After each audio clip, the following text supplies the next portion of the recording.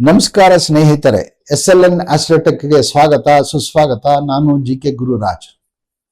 ರವಿ ಉತ್ತರ ಹಸ್ತ ಚಿತ್ತ ನಕ್ಷತ್ರಗಳಲ್ಲಿದ್ದಾನೆಯೇ ನಿಮ್ಮ ಜಾತಕದಲ್ಲಿ?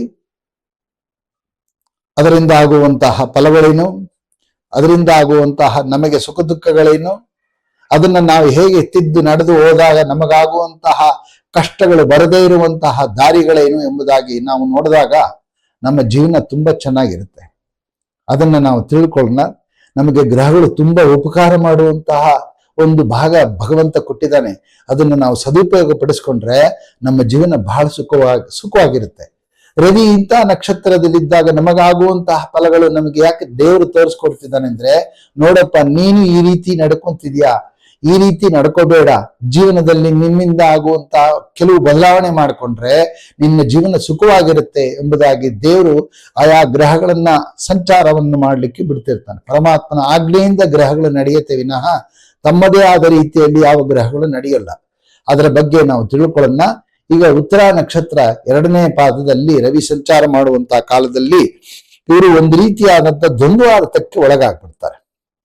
ಯಾವುದಾದ್ರೂ ವಿಚಾರ ಹೊರಗಿನ ನೋಟಕ್ಕೆ ಒಳಗಿನ ನೋಟಕ್ಕೆ ತಗೊಳ್ಬೇಕಾದ್ರೆ ಗಂಭೀರವಾಗಿ ಅಥವಾ ಸರಳವಾಗಿ ಸೈಲೆಂಟ್ ಆಗಿರ್ತಾರೆ. ಸುಮ್ಮನೆ ಒಳಗೆ ಒಂದು ರೀತಿಯಾದಂಥ ಮನಸ್ಸಿನಲ್ಲಿ ಗೊಂದಲಗಳನ್ನು ತಂದ್ಕೊಂಡ್ಬಿಡ್ತಾರೆ.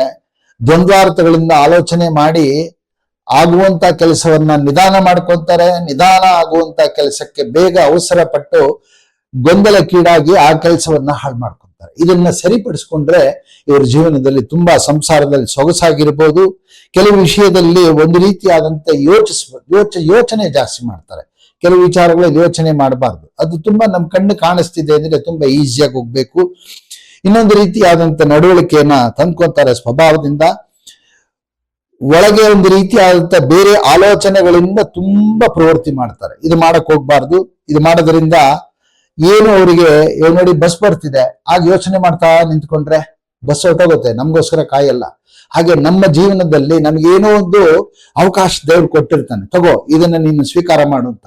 ಅವಾಗ ನಾನು ಆಲೋಚನೆ ಮಾಡ್ತಾನೆ ಕೂತಿದ್ರೆ ನನಗೆ ಆ ಅವಕಾಶ ತಪ್ಪೋಗುತ್ತೆ. ಆ ಅವಕಾಶಗಳನ್ನ ತಪ್ಪದೇ ಇರುವಂತ ರೀತಿಯಲ್ಲಿ ಆಲೋಚನೆ ಜಾಸ್ತಿ ಮಾಡದೆ ನಿಮ್ಮ ಜೀವನದ ಹಾದಿಯನ್ನು ನೋಡ್ಕೊಂಡೋದ್ರೆ ನಿಮ್ಮ ಜೀವನ ತುಂಬಾ ಸೊಗಸಾಗಿರುತ್ತೆ ಎಂಬುದಾಗಿ ಹೇಳ್ತಾ, ಇನ್ನು ಉತ್ತರ ನಕ್ಷತ್ರ 3ನೇ ಪಾದ ಇವರು ಸಾತ್ವಿಕ ಗುಣದವರು. ಯಾರ ವಿಚಾರಕ್ಕೂ ಜಾಸ್ತಿ ಹೋಗೋದಿಲ್ಲ. ಆದ್ರೆ ಸಾಮಾಜಿಕ ಒಂದು ಪ್ರೇಮದ ಒಂದು ಭಾಗ ಇರುತ್ತೆ. ವಿಚಾರವಂತರಾಗಿರ್ತಾರೆ. ಮತ್ತೆ ಸುಂದರವಾದಂತ ಶರೀರ ಇವರಿಗೆ ಇರುತ್ತೆ. ಯಾರ ಬಗ್ಗೆನೂ ಜಾಸ್ತಿ ಕೋಪಗೊಳ್ಳೋದಿಲ್ಲ, ಯಾರನ್ನು ವಿರೋಧ ಮಾಡ್ಕೊಳ್ಳೋದಿಲ್ಲ. ಕಲಾಪ್ರೇಮಿರೇ ಆಗಿರ್ತಾರೆ. ಮತ್ತೆ ಯಾವ್ದಾದ್ರು ಕಾರ್ಯಕ್ರಮದಲ್ಲಿ ಇವರು ತೊಡಗಿದ್ರೆ ಅಚ್ಚುಕಟ್ಟಾಗಿ ಕಾರ್ಯಕ್ರಮವನ್ನು ಮಾಡ್ತಾರೆ. ಇವರಿಗೆ ಹೆಸರೇ ಸಾತ್ವಿಕ ಗುಣ. ಸಾತ್ವಿಕ ಗುಣ ಅಂದ್ಮೇಲೆ ಅದು ಬಂದ್ಬಿಡ್ತು, ಅಂಡರ್ಲೈನ್ ಮಾಡ್ಕೊಳ್ಳಿ. ಉಳಿದಿದ್ದೆಲ್ಲ ಹಸು ಅಂದ್ರೆ ಏನು, ಹಾಲು ಕೊಡುತ್ತೆ ಅಂತ ಅರ್ಥ. ಹಾಗೆ ಇವರಲ್ಲಿ ಸಾತ್ವಿಕ ಅಂದ್ರೆ ಏನು, ಎಲ್ಲ ವಿಷಯದಲ್ಲಿ ಇವರು ಸಾತ್ವಿಕದಲ್ಲಿ ಇರ್ತಾರೆ ಅಂತ ಅರ್ಥ. ಇನ್ನು ಉತ್ತರ ನಕ್ಷತ್ರ 4ನೇ ಪಾದಕ್ಕೆ ಬಂದ್ರೆ ತಾನಾಯ್ತು, ತನ್ನ ಮಡದಿ ಆಯ್ತು, ತನ್ನ ಸಂಸಾರ ಆಯ್ತು. ಇವರಲ್ಲಿ ಇಷ್ಟೇ ಇವರಲ್ಲಿ ಫೋಕಸ್. ಅದು ಬಿಟ್ರೆ ಬೇರೆ ಜಾಸ್ತಿ ಆಲೋಚನೆಗೆ ಹೋಗೋದು, ಬೇರೆ ಬೇರೆ ವಿಚಾರಗಳನ್ನ ತನ್ನ ಮೈ ಮೇಲೆ ಹಾಕೊಳ್ಳೋದು, ಜವಾಬ್ದಾರಿ ತಗೊಳ್ಳೋದು, ಇದೆಲ್ಲ ಮಾಡಕ್ ಹೋಗಲ್ಲ. ಒಂದು ರೀತಿಯಾದಂತ ತನ್ನ ಬ್ರಾಕೆಟ್ ಒಳಗೆ ಇರುವಂತಹ ವ್ಯಕ್ತಿ, ಮತ್ತೆ ದೀರ್ಘಾಯುಷ್ಯವಂತರಾಗಿರುವಂತಹ ವ್ಯಕ್ತಿ. ಹಸ್ತ ನಕ್ಷತ್ರ 1ನೇ ಪಾದದಲ್ಲಿ ರಾಜಕೀಯ ಸಾಮಾಜಿಕ ಕಲ್ಯಾಣಗಳಲ್ಲಿ ತುಂಬಾ ಮುಂದಾಳತ್ವ, ಸಾಮಾಜಿಕ ಕಲ್ಯಾಣದಲ್ಲಿ ಅನೇಕ ರೀತಿಯಾದಂಥ ಕೆಲಸಗಳನ್ನು ಮಾಡುವಂತಹ ಪಾತ್ರ ವಹಿಸ್ತಾರೆ. ಮತ್ತೆ ವ್ಯವಹಾರದಲ್ಲಿ ಆಸಕ್ತಿ ಇರುವಂತಹ ವ್ಯಕ್ತಿ, ನಿಸ್ವಾರ್ಥ ಮನೋಭಾವ ಇವ್ರದ್ದು. ಹಸ್ತ ನಕ್ಷತ್ರ 2ನೇ ಪಾದ ಇವರು ಸತ್ಯಸಂಧರು, ಸತ್ಯವನ್ನೇ ಮಾತನಾಡುತ್ತಾರೆ. ಮತ್ತೆ ಎಲ್ಲ ಕಡೆ ಸಂಚಾರ ಮಾಡುವಂತಹ ವಿಶೇಷ ಉಳ್ಳವರು, ವಿಶಾಲವಾದಂಥ ಮನೋಭಾವನೆ ಇರುವಂತಹ ವ್ಯಕ್ತಿ. ಬಾಹ್ಯ ಜೀವನದಲ್ಲಿ ಮಹತ್ತರವಾಗಿರತಕ್ಕಂಥ ಯಶಸ್ಸನ್ನ ಇವರು ತುಂಬಾ ಚೆನ್ನಾಗಿ ಗಳಿಸ್ತಾರೆ. ಅದಕ್ಕೆ ಇವರು ಸತ್ಯಸಂಧರು ಅಂತ ಒಂದು ಹೆಸರು ಇವರಿಗೆ ಬಿರುದು. ಇಂತಹ ಮಹಾ ಕಾರ್ಯಗಳಲ್ಲಿ ಬಹುಕಾಲ ಇವರಿಗೆ ನಿಲ್ಲತ್ತೆ. ಯಾಕಂದ್ರೆ ಇವರು ಒಂದು ಒಳ್ಳೆ ಕೆಲಸ ಮಾಡ್ತಿದ್ರೆ ತುಂಬಾ ದೂರದ ತುಂಬಾ ಇವ್ರು ಇಂಥವ್ರಿ ಇಂಥ ಕೆಲಸ ಮಾಡಿದ್ರೆ ಅಂತ ಒಬ್ರ ಬಾಯಿಂದ ಹಲವಾರು ವರ್ಷಗಳ ಕಾಲ ಈ ಹೆಸರು ಅವರಿಗೆ ತುಂಬಾ ಚೆನ್ನಾಗಿರುತ್ತೆ, ಜೀವನ ಪರ್ಯಂತ ಇರುತ್ತೆ. ಆದ್ರೆ ಒಂದು ರೀತಿಯಾದಂತ ಇವರಿಗೇನು ಒಂದು ಸಣ್ಣ ನ್ಯೂನ್ಯತೆ ಅಂದ್ರೆ, ಒಂದು ರೀತಿ ಆಂತರಿಕವಾಗಿ ಸುಖ ಸ್ವಲ್ಪ ಕಡಿಮೆ ಮಾಡ್ಕೊತಾರೆ ಇವರು. ಆದ್ರೆ ಅದಕ್ಕೆ ದುಃಖ ಪಡೋದಿಲ್ಲ. ಒಂದು ಆಂತರಿಕವಾದಂತ ಒಂದು ಜೀವನದಲ್ಲಿ ಸುಖಮಯವಾಗಿ ಇರೋದು ಸ್ವಲ್ಪ ಕಡಿಮೆ ಇರುತ್ತೆ.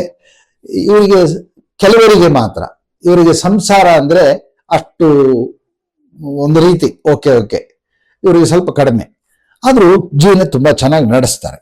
ಇನ್ನು ಹಸ್ತ ನಕ್ಷತ್ರ 3ನೇ ಪಾದದಲ್ಲಿ ಬಂದ್ರೆ ಸಂಗೀತ ಪ್ರಿಯರು, ಸಾಹಿತ್ಯ ಪ್ರಿಯರು, ನಾಟಕ ಪ್ರಿಯರು, ಕಲೆಗಳು ಇವುಗಳಲ್ಲಿ ವಿಶೇಷವಾದಂತಹ ಆಸಕ್ತಿ ಇರುವಂತಹ ವ್ಯಕ್ತಿ. ಆ ವಿಚಾರದಲ್ಲಿ ತುಂಬಾ ಪರಿಶ್ರಮವನ್ನ ವಹಿಸ್ತಾರೆ. ಸಂಗೀತ, ನಾಟಕ, ಕಲೆ ಇಂತಹ ವಿಚಾರದಲ್ಲಿ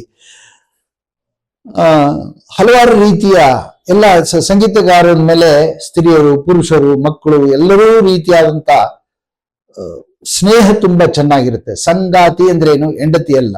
ಚೆನ್ನಾಗಿ ಎಲ್ಲರನ್ನೂ ಒಂದಾಗಿ ಹೊಂದಾಣಿಕೆ ಮಾಡುವಂತಹ ವ್ಯಕ್ತಿ. ಹಲವಾರು ರೀತಿಯಲ್ಲಿ ಇವರಿಗೆ ಸ್ನೇಹವನ್ನು ಬಯಸುವಂತಹ ವ್ಯಕ್ತಿಗಳು. ಕಾವ್ಯಾಲಂಕಾರಗಳನ್ನು ತುಂಬಾ ಚೆನ್ನಾಗಿ ಓದುವಂತಹ ಆಸಕ್ತಿ ಇರುವಂತಹ ವ್ಯಕ್ತಿ. ಇನ್ನು ಹಸ್ತ ನಕ್ಷತ್ರ 4ನೇ ಪಾದಕ್ಕೆ ಬಂದ್ರೆ ಇವರು ಸಮಯಕ್ಕೆ ತಕ್ಕಂತೆ ನಡವಳಿಕೆ ಇರುವಂತಹ ವ್ಯಕ್ತಿ. ಇವರ ಪ್ರತಿಭೆ ತುಂಬಾ ಚೆನ್ನಾಗಿದೆ, ಇವರಲ್ಲಿ ಪ್ರತಿಭೆ. ಆದರೆ ಕೆಲವು ಸಮಯದಲ್ಲಿ ಆ ಪ್ರತಿಭೆ ಬೆಳಕಿಗೆ ಬರೋದಿಲ್ಲ. ಅದನ್ನ ಆ ಸಮಯಕ್ಕೆ ತಕ್ಕಂತೆ ತಮ್ಮ ನಡವಳಿಕೆಗಳನ್ನ ಬದಲಾವಣೆ ಮಾಡಿಕೊಳ್ಳದೆ ಜೊತೆಗಾರರ ಜೊತೆ ಸರಿಯಾಗಿ ನಡೆದ್ಬಿಟ್ರೆ ಇವರ ಪ್ರತಿಭೆ ತುಂಬಾ ಚೆನ್ನಾಗಿ ಮೇಲಕ್ಕೆ ಬರೋದಕ್ಕೆ ಸಂಶಯನೇ ಇಲ್ಲ. ಮತ್ತೆ ಗುಪ್ತ ವಿದ್ಯೆಗಳಲ್ಲಿ ಇವರು ಒಂದು ರೀತಿ ಆಸಕ್ತಿ, ಇವರಿಗೆ ಒಂದು ರೀತಿಯಾದಂತ ಗುಪ್ತವಾದಂತ ಕೆಲಸಗಳನ್ನ ಮಾಡ್ತಿರ್ತಾರೆ. ಸಾಧನೆ, ಜಪ, ತಪ, ಇನ್ಯಾವುದಾದ್ರೂ ಸಾಧನೆ, ಕ್ರೀಡಾಪಟುಗಳ ಸಾಧನೆ, ಆಯಾ ವಲಯಕ್ಕೆ ಬೇಕಾದಂತ ಸಾಧನೆಗಳನ್ನು ಇವರು ತುಂಬಾ ಚೆನ್ನಾಗಿ ಮಾಡ್ಕೊಂತಾರೆ. ಇನ್ನು ಚಿತ್ತಾ ನಕ್ಷತ್ರ 1ನೇ ಪಾದಕ್ಕೆ ಬಂದ್ರೆ ಇವರು ಸಾಹಸ ಪ್ರಿಯರು ಅಂತ ಕರೀತಾರೆ. ಸರಳವಾದಂತ ವ್ಯಕ್ತಿತ್ವ, ವಿಶಾಲ ಮನೋಭಾವನೆ, ವಿದ್ಯೆಯಲ್ಲಿ ಆಸಕ್ತಿ, ವಿಚಾರವಂತರಾಗಿರ್ತಾರೆ. ಎಲ್ಲ ರೀತಿಗಳಲ್ಲೂ ಒಳ್ಳೆಯ ವ್ಯಕ್ತಿ ಇರುವಂತಹ ವ್ಯಕ್ತಿ. ಆದ್ರೆ ಇವರಿಗೆ ಒಂದೇ ಒಂದು ನ್ಯೂನ್ಯತೆ ಏನಂದ್ರೆ ಮೂಗಿನ ತುದಿಯಲ್ಲೇ ತುಂಬಾ ಕೋಪ ಇರುತ್ತೆ. ಅದನ್ನು ಅವ್ರು ಕಂಟ್ರೋಲ್ ಮಾಡ್ಕೊಂಡ್ಬಿಟ್ರೆ ಇವ್ರ ಜೀವನದಲ್ಲಿ ಯಾವುದೇ ರೀತಿಯಾದಂತ ನ್ಯೂನ್ಯತೆ, ಚ್ಯುತಿ ಇಲ್ಲದೆ ಇರುವಂತ ನಡೆಯುವಂತ ವ್ಯಕ್ತಿ ಆಗ್ತಾರೆ. ಇನ್ನು ಚಿತ್ತಾ ನಕ್ಷತ್ರ 2ನೇ ಪಾದದಲ್ಲಿ ಬಂದ್ರೆ ಒಂದು ಸಿದ್ಧಾಂತವಾದಂತ ವಿಚಾರವಾದಿ. ಏನಾದ್ರೂ ಒಂದು ಬಗ್ಗೆ ಮಾತಾಡ್ಬೇಕಾದ್ರೆ ವೇದಾಂತ ಆಗ್ಬೋದು, ಶಾಸ್ತ್ರ ಆಗ್ಬೋದು, ಪುರಾಣ ಆಗ್ಬೋದು, ಅಥವಾ ಲೌಕಿಕ ವಿಚಾರಗಳಲ್ಲೇ ತುಂಬಾ ಏನಾದ್ರು ಮಾತಾಡುವಂತ ವಿಚಾರ ಬಂದ್ರೆ ಚೆನ್ನಾಗಿ ವಿಚಾರವನ್ನು ಮಾಡ್ತಾರೆ. ಅದರಲ್ಲಿ ಮನೋಭಾವನೆ ತುಂಬಾ ಚೆನ್ನಾಗಿದೆ ಅವರಿಗೆ. ಹೊಸ ವಿಚಾರಗಳನ್ನ, ಆವಿಷ್ಕಾರಗಳನ್ನ ಕಂಡುಹಿಡಿತಾ ಇರ್ತಾರೆ. ಅದನ್ನು ತುಂಬಾ ಚೆನ್ನಾಗಿ ಸ್ವೀಕಾರ ಮಾಡ್ತಾರೆ. ಮತ್ತೆ ಶಿಲ್ಪಿ, ಬರವಣಿಗೆಗಳಿಗೆ, ಮತ್ತೆ ಲೋಹ, ವಿಜ್ಞಾನ ಇತ್ಯಾದಿ ಹಲವಾರು ವಿಚಾರಗಳಲ್ಲಿ ಇವರು ನೈಪುಣ್ಯತೆಯನ್ನು ತುಂಬಾ ಚೆನ್ನಾಗಿ ಪಡೆದಿರ್ತಾರೆ. ಲೋಕ ವ್ಯವಹಾರದಲ್ಲಿ ಬಹಳ ಇವರು ನಂಗೆ ಲೋಕ ವ್ಯವಹಾರ ಬೇಡ, ಆದ್ರೆ ಶಿಲ್ಪಿ ಕಲೆಗಳಲ್ಲಿ, ಸಿದ್ಧಾಂತ ವಿಚಾರದಲ್ಲಿ, ಆ ವಿಚಾರದಲ್ಲಿ ಇವರು ತುಂಬಾ ಚೆನ್ನಾಗಿ ತೊಡಗಿರ್ತಾರೆ ಎಂಬುದಾಗಿ ಹೇಳ್ತಾ, ಈ 3 ನಕ್ಷತ್ರಗಳಲ್ಲಿ ರವಿ ಸಂಚಾರ ಮಾಡಿದಂತ ಫಲಗಳ ವಿಭಾಗಗಳನ್ನ ನಾನು ಹೇಳಿದ್ದೀನಿ. ನಿಮ್ಮ ಜಾತಕದಲ್ಲಿ ರವಿ ಯಾವ ನಕ್ಷತ್ರ ಇದೆ ಅಂತ ನೋಡಿ, ಅದರಲ್ಲಿ ನೀವು ಆ ರೀತಿಯಾದ ನನ್ನಲ್ಲಿ ಈ ಗುಣಗಳಿದೆಯಾ ಅಂತ ಚಿಂತನೆ ಮಾಡಿ, ಆ ಗುಣಗಳ ತಕ್ಕಂತೆ ನಿಮ್ಮ ಜೀವನವನ್ನು ನಡ್ಕೊಂಡು ಹೋಗ್ತಿರುತ್ತೆ. ಅದರಲ್ಲಿ ಹಲವಾರು ರೀತಿ ಕೆಲವು ಬದಲಾವಣೆಗಳನ್ನು ನೀವು ಮಾಡ್ಕೋಬಾರ್ದು ಅಂತ ಹೇಳ್ತಾ, ಇಷ್ಟ ಆದ್ರೆ ಲೈಕ್ ಮಾಡಿ, ಶೇರ್ ಮಾಡಿ, ಸಬ್ಸ್ಕ್ರೈಬ್ ಮಾಡಿ, ಕಮೆಂಟ್ ಬಾಕ್ಸ್ ಅಲ್ಲಿ ತಿಳಿಸಿ ಅಂತ ಹೇಳ್ತಾ ಈ 4 ಮಾತು ಮುಗಿಸ್ತಾ ಇದ್ದೀನಿ. ಧನ್ಯವಾದಗಳು.